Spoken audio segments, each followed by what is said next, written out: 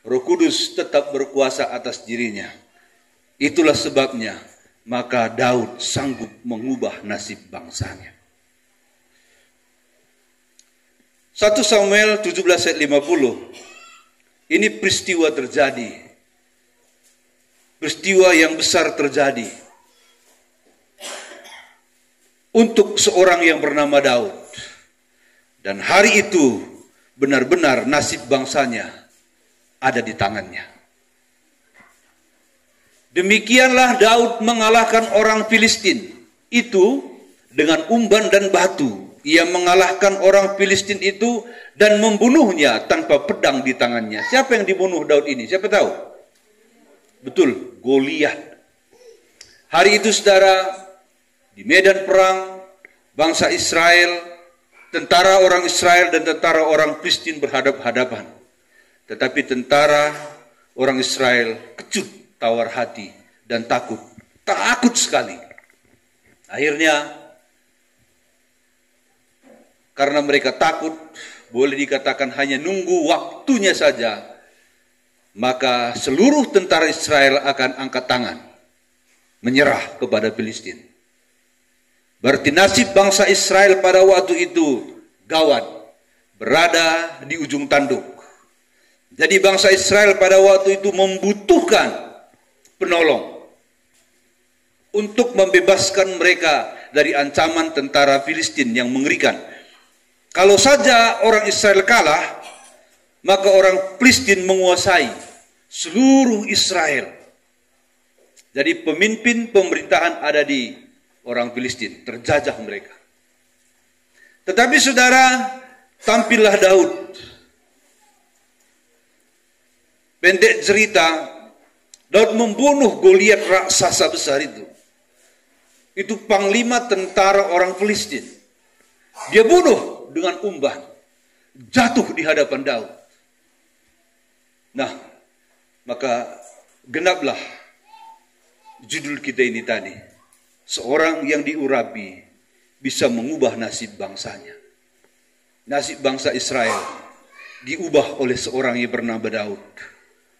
Nasib bangsa Israel diubah seorang yang bernama Daud. Saudara, di tangan Daud, dia umban, dia lepaskan, kena dahinya, mati. Dengan matinya panglima tentara Filistin, maka keadaan terbalik poin. Waktu itu orang Israel gemetar, karena mati panglima tentara Filistin gemetar, dan kemenangan direbut oleh satu orang yang bernama Daud. Memang benar saudara, seorang yang diurapi bisa sanggup mengubah nasib bangsanya. Katakan amin saudara. Saudara dikasih Tuhan,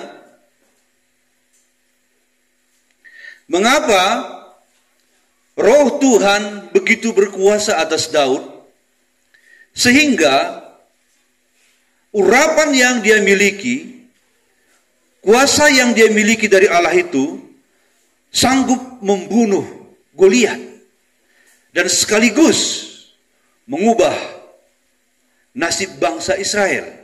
Yaitu karena Daud selalu rindu. Daud selalu merasa kurang urapan itu.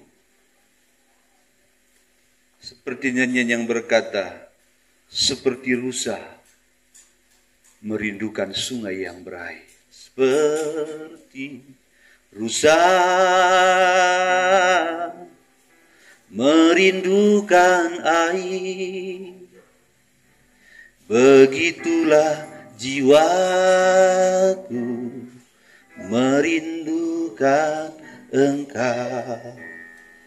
Itu Daud sudah. Dia sangat rindu. Ku berharap hanya kepadamu, ku sembah Kau Allahku, Tuhan dan Rajaku. Ini kerinduan Daud. Saudara dikasih Tuhan,